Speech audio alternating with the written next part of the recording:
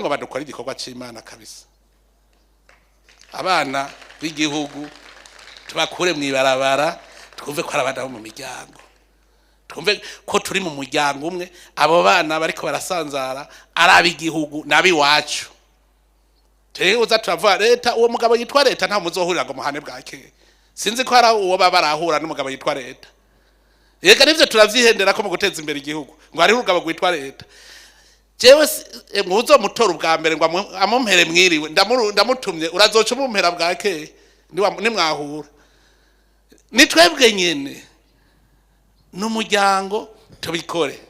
Ico cigwa mugende mukinkorera umwe wese mwishengeriwe. Ayage nabo batwara ayo maparuwase canke amasekirisare. Twumve yuko atakintu twomarira igihugu base tuze duve kuri iyi si tuba tuti hari akantu kamwe twakoze kare twaragashoboye. Nta muntu wo mw'ibarabara dufise. Vyoshoboka ko iki gihugu atamuntu numwe arara mw'ibarabara. Bose kandi dukoranye n'amashengero. Ico gikorwa shaka tuzoyikorana n'amasengero. Sinzoja ngo ngiye mu bandi. Turabe tugikorane neza, tucubake, tugire abo bantu abazoba bajeje kurera abo bana tubahembe. Hama duce tuzibira ntihagiye abandi bana basubira kuvuka baja mw'ibarabara. Abo tuba sohore tubarere twebwe nyene nko mu muryango w'u Burundi, tubarere tubasohore bashike mu bigero bikorera ivyabo nabo barondera ubuzima, hanyuma twazibiye ntibibandanye biba gutyo. Zo dukoze igikorwa c'Imana.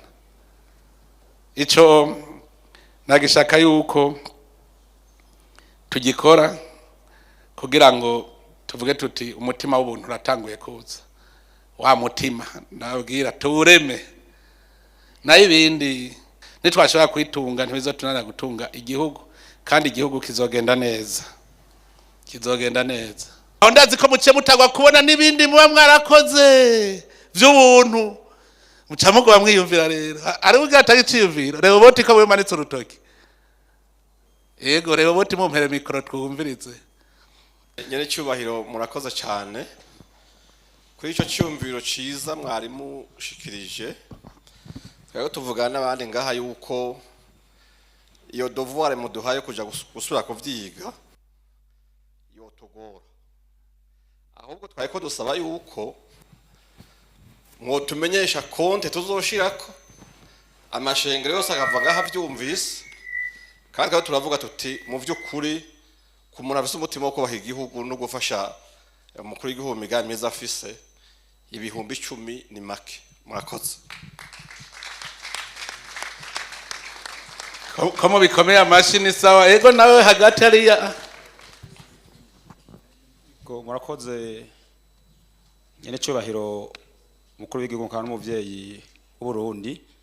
Jewe sanzwe nkora ico gikorwa nakibonye nk'umugisha kandi ndi muto.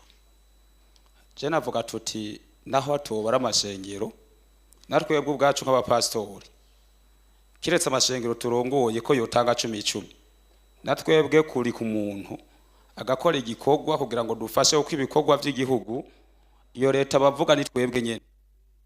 Jewe rero bwanje nibaza ko mushizeho konte twese twotanga intererano kandi hagije kugira ngo ivyo bikorwa bigende neza. Murakoze. Aho rero ntitwirirwa turaja mu bindi. Ubu ncangenda best ndafise biro d'études stratégiques pour le développement. Muce muvugana na ministre wa finance kugira ngo duce twogurura iyo konte, tuzoyigira bloqué, tuzoyugurura umwaka uheze turamahera ariko ingenangana. Duca tuvuga tuti etude nzoba narazihejeje kuzikora vyose n'ikibanza kizokubakwamwo, tuze duce natwe tuvuge ko tudemaye dutanguye gukora nk'umuryango. Jewe nababwiye amashengeri wanje je abaye menshi numva ari sawa kuko no kubera iki. Reka ndabereka igituma. Amasengero si politiki. Amasengero yose akonvereja kuri kimwe ku Mana.